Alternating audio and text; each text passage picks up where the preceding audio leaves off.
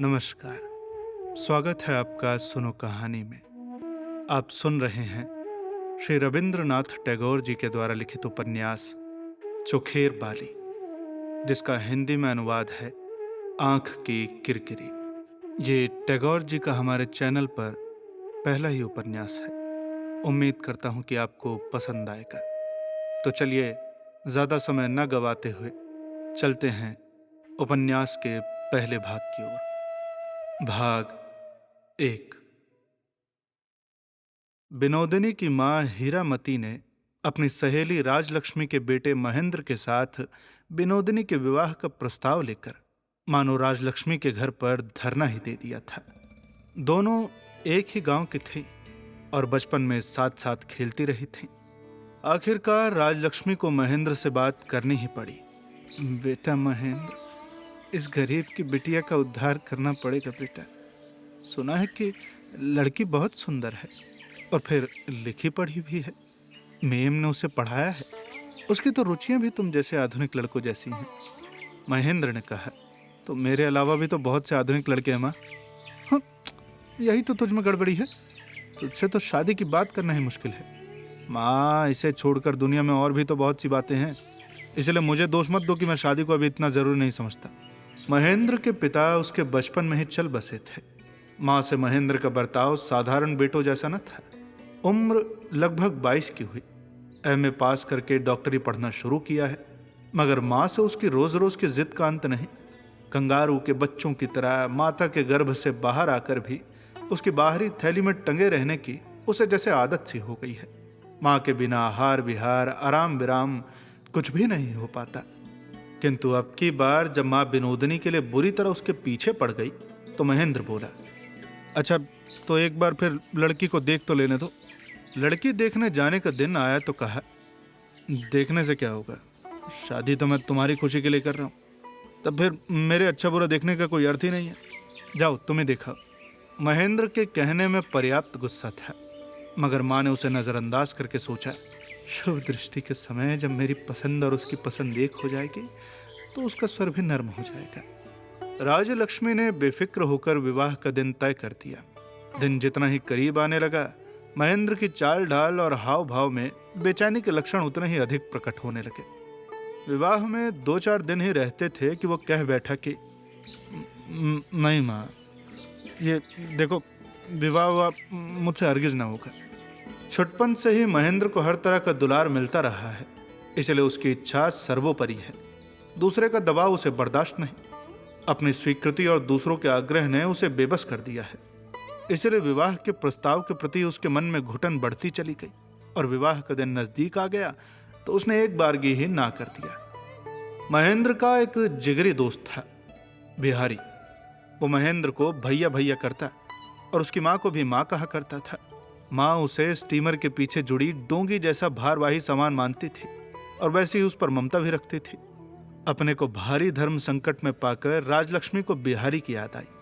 वो बिहारी से बोली, बेटे अब तुम्हें महेंद्र की जगह लेनी है, नहीं तो उस बेचारी लड़की। बिहारी ने हाथ जोड़कर कहा, देखो माँ, ये मुझसे ना होगा। अच्छी नहीं लगी कहकर महेंद्र जो मिठाई छोड़ देता है वो तो मैंने बहुत खाई है, पर लड़की के बारे में ऐसा नहीं हो सकता ना माँ। राजलक्ष्मी ने सोचा, भला बिहारी विवाह करेगा? उसे तो बस एक महेंद्र की पड़ी है, अपनी बहू लाने का तो ख्याल भी नहीं आता उसके मन में। ये सोचकर बिहारी के प्रति उनकी कृपा मिश्रित ममता कुछ और बढ़ गई। विनोदिनी के पिता कुछ खास धनी न थे, लेकिन उन्होंने अपनी एक लौती बेटी को मिशनरी मेम रखकर बड़े जतन से पढ़ाया लिखाया था, और इतना ही नहीं, घर के काम में भी चाक चौबंद किया था। खैर वे गुजर गए और बेचारी विधवा माँ बेटी के विवाह के लिए परेशान हो गई। पास में रुपया पैसा तो था नहीं, ऊपर से लड़की की उम्र भी ज्यादा। आखिर में राजलक्ष्मी ने अपने मैके में गांव बारासत में एक रिश्ते के भतीजे से विनोदिनी का विवाह करा दिया। विवाह हुए कुछ ही दिन हुए थे कि वो विधवा हो गई। महेंद्र ने सुनने पर व्यंग से हंसकर कहा, भैया गनीमत थी कि शादी नहीं की, वरना मेरा क्या होता। इस घटना के कोई 3 साल बाद माँ बेटे में फिर एक बार बात हो रही थी। वही शादी की। लेकिन बेटा लोग तो मेरी ही शिकायत करते हैं। वो क्यों भला? तुमने लोगों को ऐसा क्या बिगाड़ा है? बेटा लोग कहते हैं कि मैं इसी डर से तेरी शादी नहीं करती कि बहू आने पर बेटा पराया हो जाएगा। हाँ तो डर तो होना ही चाहिए ना। मैं माँ होता तो जीते जी लड़के का विवाह ना करता, लोगों की शिकायतें भले सुन लेता। माँ हंसकर बोली, सुनो जरा इसकी बात है सुन लो। देखो माँ, बहू तो आकर लड़के को अपना बना ही लेती है, फिर इतना कष्ट उठाने वाली माँ अपने आप दूर हो जाती है। तुम्हें चाहे जैसा लगे, देखो मुझे तो ठीक नहीं लगता। राजलक्ष्मी ने मन ही मन गदगद होकर हाल ही में आई अपनी विधवा देवरानी से कहा, सुनती हो मजली, इसकी सुनो जरा, कहीं बहू आकर माँ पर हावी न हो जाए, इसी डर से विवाह नहीं करना चाहता। ऐसी बात भी तुमने कभी सुनी है? चाची बोली, "हम्म, पागल, ये तो जाति की बात है। बात वही अच्छी लगती है जो समय के अनुकूल हो। माँ का दामन छोड़कर अब घर गृहस्थी बसाने का समय आ गया है। अब भला नादानी अच्छी नहीं लगती, उल्टे शर्म आती है, पागल कहीं का। किंतु लगता है राजलक्ष्मी को ये बात अच्छी नहीं लगी। इस सिलसिले में उन्होंने जो कुछ कहा वो चाहे जैसा हो, मगर शहद भीगा तो नहीं था। बोली, क्यों रे, मेरा बेटा अगर और लड़की की अपेक्षा अपनी माँ को ज्यादा स्नेह करता है तो तुम्हें शर्म क्यों आने लगती है मजली बहू? ओख का लड़का होता तो समझ में आता। राजलक्ष्मी को लगा कि अपना बाल बच्चा नहीं है, इसलिए ये ईर्ष्या कर रही है। मजली बहू ने कहा, अरे जीजी, वो तो तुमने बहू लाने की चर्चा चलाई इसीलिए ये बात निकल गई, वरना मुझे क्या हक है? राजलक्ष्मी बोली, मेरा बेटा अगर विवाह नहीं करता तो तुम्हारी छाती क्यों फटती है? ठीक तो है, लड़के की जैसे आज तक देखभाल करती आई हूँ आइंदा भी कर लूंगी। इसके लिए और किसी की मदद की जरूरत ना होगी। मझली बहू आंसू बहाती चुपचाप चली गई। महेंद्र को मन ही मन इससे चोट पहुंची। कॉलेज से कुछ पहले लौटकर वो अपनी चाची के कमरे में दाखिल हुआ। वो समझ रहा था कि चाची ने जो कुछ कहा था उसमें सिवा स्नेह के और कुछ न था, और उसे ये भी पता था कि चाची की एक भांजी है जिसके माता पिता नहीं हैं, और वो चाहती है कि महेंद्र से उसका ब्याह हो जाए। हालांकि शादी करना उसे पसंद न था, फिर भी चाची की आंतरिक इच्छा उसे स्वाभाविक और करुणा भरी लगी। उसे मालूम था कि उनकी कोई संतान नहीं है। खैर, महेंद्र जब कमरे में पहुंचा तो देखा कि दिन ज्यादा नहीं रह गया था। चाची अन्नपूर्णा खिड़की पर माथा टिकाए उदास बैठी थी। बगल में कमरे में खाना ढका रखा था, शायद उन्होंने खाया नहीं था। बहुत थोड़े में ही महेंद्र की आंखें भर आती थीं। चाची को देखकर उसकी आंखें छलछला उठी। करीब जाकर स्निग्ध स्वर से बोला, चाची। अन्नपूर्णा ने हंसने की कोशिश की। कहा, अरे बेटा आ बैठना, बहुत भूख लगी है चाची, कुछ खाने को दो ना, चाहे तुम्हारे खाने से बचा हुआ ही दे दो। अन्नपूर्णा समझ गई कि महेंद्र ये बहाना इसलिए कर रहा है ताकि वो भूखी न रहे। अपने आंसुओं को रोककर उन्होंने महेंद्र को खिलाया और खुद भी खाने लगे। महेंद्र का मन भीगा हुआ था। चाची को दिलासा देने के विचार से वो अचानक बोल उठा, अच्छा चाची, वो तुमने अपनी भांजी की बात बताई थी, एक बार दिखा सकती हो क्या? ये कहकर महेंद्र जैसे डर गया। अन्नपूर्णा हंसकर बोली, क्यों, शादी के लड्डू फूट रहे हैं बेटा? महेंद्र झटपट बोल उठा, नहीं नहीं, वो अपने लिए नहीं बोल रहा हूँ चाची, मैंने तो बिहारी को राजी किया है। लड़की देखने का कोई दिन तय कर दो, उस दिन देख आता हूँ। अन्नपूर्णा बोली, उस बेचारी का ऐसा भाग्य कहाँ बेटा, भला उसे बिहारी जैसा लड़का नसीब हो सकता है? महेंद्र चाची के कमरे से निकला ही था कि दरवाजे पर माँ से मुलाकात हो गई। राजलक्ष्मी ने पूछा, क्या रे, क्या राय मशवरा हो रही थी? महेंद्र बोला, नहीं कुछ नहीं माँ, राय मशवरा नहीं, वो पान लेने गया था। पर तेरा पान तो तेरे कमरे में रखा है। महेंद्र लेकिन कुछ बोला नहीं, चला गया। राजलक्ष्मी अंदर गई और रुलाई से सूजी अन्नपूर्णा की आंखें देखकर लम्हे भर में बहुत कुछ सोच लिया। छूटते ही फपकार छोड़ी, क्यों मछली बहू, महेंद्र के कान भर रही थी ना, क्या है ना? और फिर बिना कुछ सुने तत्काल तेजी से बाहर निकल गई। कन्या देखने की बात महेंद्र ने की तो जरूर, मगर वो भूल गया। अलबत्ता अन्नपूर्णा नहीं भूली।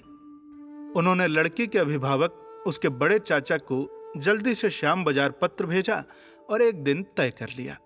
महेंद्र ने जब ये सुना कि देखने का दिन पक्का हो गया है तो बोला, अरे चाची, भला इतनी जल्दी क्यों की?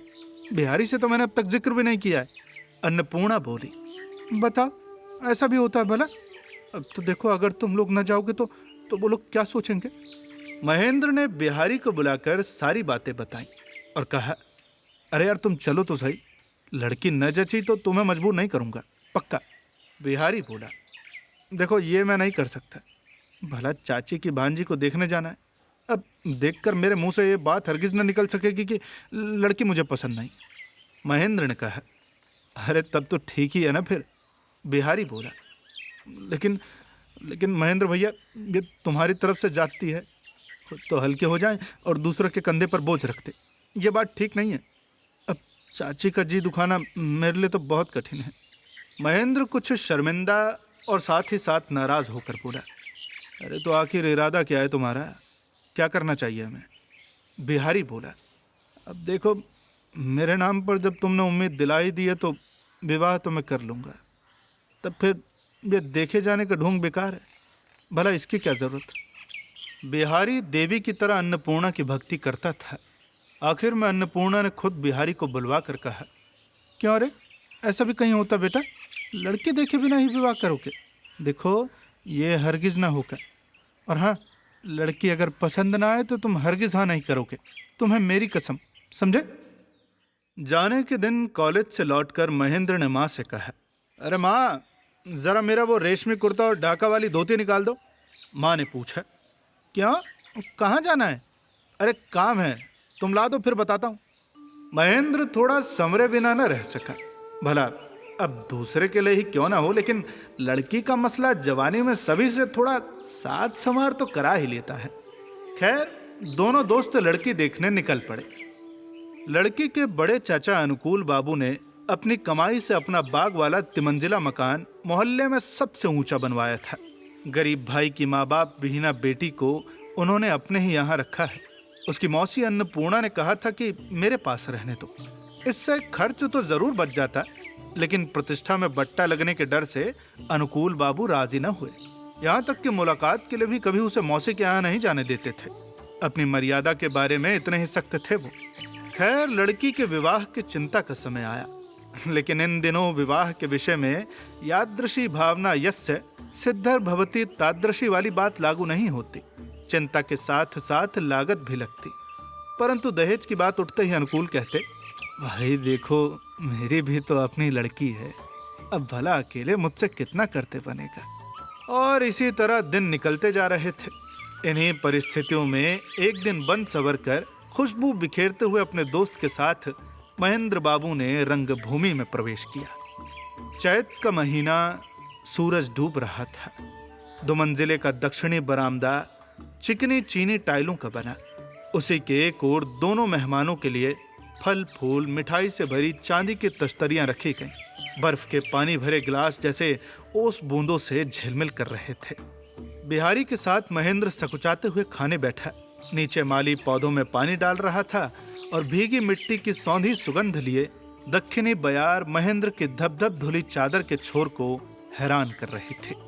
आसपास के दरवाजे के झरोखों की ओट से कभी कभी दबी हंसी और फुसफुसाहट और कभी कभी गहनों की खनखनाहट सुनाई दे रही थी। खाना खत्म हो चुका तो अंदर की तरफ देखते हुए अनुकूल बाबू ने कहा, अरे चुन्नी, जरा पान तो ले आ बेटी। जरा देर में ही संकोच के पीछे का दरवाजा खुल गया और सारे संसार की लात से सिमटी हुई एक लड़की हाथ में पानदान लिए अनुकूल बाबू के पास आकर खड़ी हो गई। वो बोले, अरे शर्म काहे की बेटिया, पानदान उनके सामने रखो, जाओ रखो बेटी। उसने झुककर कांपते हुए हाथों से मेहमानों के सामने पानदान रख दिया। बरामदे के पश्चिमी छोर से डूबते हुए सूरज की आभा उसके लज्जित मुखड़े को जैसे मंडित कर गई। और ठीक उसी वक्त महेंद्र ने उस कांपती हुई लड़की के करुण मुख की छवि देख ली। बालिका जब जाने लगी तो अनुकूल बाबू बोले, अरे बेटा जरा ठहर जा चुन्नी। बिहारी बाबू, यह है छोटे भाई अपूर्व की लड़की। देखो, अपूर्व तो चल बसा, अब मेरे सिवा इसका कोई नहीं। और ये कहने के बाद उन्होंने एक लंबी सांस ली। महेंद्र का मन पसीज गया। उसने एक बार फिर लड़की की तरफ देखा। उसकी उम्र साफ साफ कोई न बता पाता। सगे संबंधी कहते कि 12-13 की होगी, यानी कि 14-15 होने की संभावना ही ज्यादा थी। लेकिन चूंकि दया पर चल रही थी, इसीलिए उसके दबे दबे जीवन और संकोची स्वभाव ने उसके नवयौवन की बलगांव को थाम रखा था। महेंद्र ने पूछा, तुम्हारा नाम? अनुकूल बाबू ने उत्साह दिया, बताओ बेटे, अपना नाम बताओ। अपने अभ्यस्त आदेश पालन के ढंग से झुककर उसने कहा, जी मेरा नाम आशा लता है। आशा। महेंद्र को लगा कि नाम बड़ा ही करुण और स्वर बड़ा कोमल है। दोनों मित्रों ने बाहर सड़क पर आकर गाड़ी छोड़ दी। महेंद्र बोला, बिहारी, इस लड़की को तुम हरगिज मत छोड़ना, समझे? बिहारी ने इसका कुछ सीधा जवाब न देकर कहा, सच कहूं भैया तो इसे देखकर इसकी मौसी की याद आ जाती है, ऐसे ही भली होगी शायद। महेंद्र ने कहा, जो बोझ तुम्हारे कंधे पर लाद दिया था अब वो शायद वैसा भारी नहीं लग रहा है, क्या? नहीं, लगता है कि ढो लूंगा भैया। महेंद्र बोला, अरे तो इतनी तकलीफ उठाने की क्या जरूरत है, तुम्हें बोझ लग रहा हो तो मैं उठा लूं। बिहारी ने गंभीर होकर महेंद्र की तरफ ताका, बोला, सच भैया? देखो अब भी ठीक ठीक बता दो भैया, अगर तुम शादी कर लो तो चाची कहीं ज्यादा खुश होंगी, उन्हें हमेशा इसे अपने पास रखने का मौका भी मिलेगा, ये तो और ज्यादा बढ़िया है। महेंद्र बोला, अरे पागल हो तुम, ये होना होता तो कब का हो जाता पागल, चल। बिहारी ने कोई ऐतराज न किया, वो चला गया और महेंद्र भी यहाँ वहाँ भटक कर आखिर में घर पहुँच गया। जब महेंद्र घर पहुंचा तो माँ पूरियां निकाल रही थी। चाची तब तक अपनी भांजी के पास से लौटकर नहीं आई थी। महेंद्र अकेला सूनी छत पर गया और चटाई बिछाकर लेट गया। कलकत्ता की ऊंची अट्टालिकाओं के शिखर पर शुक्ल सप्तमी का आधा चांद टहल रहा था। जब माँ ने खाने के लिए बुलाया तो महेंद्र ने अलसाई आवाज में कहा, छोड़ो ना माँ, अब उठने को जी नहीं चाहता मेरा, तुम खा लो। माँ ने कहा, तो वहीं ले आऊं? नहीं माँ, आज नहीं खाऊंगा, मैं खा कर आया हूँ। अरे कहाँ खाने गया था? वो बाद में बताऊंगा। वो लौटने लगी तो थोड़ा सोचते हुए महेंद्र ने कहा, अच्छा माँ, ऐसा करो, खाना यहीं ले आओ। अरे कोई बात नहीं, अगर भूख नहीं है तो जबरदस्ती खाने की क्या जरूरत है? उसकी माँ ने सूखा सवाल किया, पर काफी मान मनोवल और माँ बेटे के बीच रूठने मनाने के दौर के बाद महेंद्र खाने बैठा। अब आगे कहानी में क्या होता है, यह जानने के लिए आपको इंतजार करना पड़ेगा कहानी के अगले भाग का। यह भाग आपको कैसा लगा हमें कमेंट में बताना न भूलें, और साथ ही साथ ऐसी ही और भी कहानियों को सुनते रहने के लिए जुड़े रहिए सुनो कहानी के साथ। मिलते हैं आपसे अगले भाग के साथ, तब तक के लिए सुनते रहिए सुनो कहानी की अन्य कहानियां और अपना ख्याल रखिए। धन्यवाद।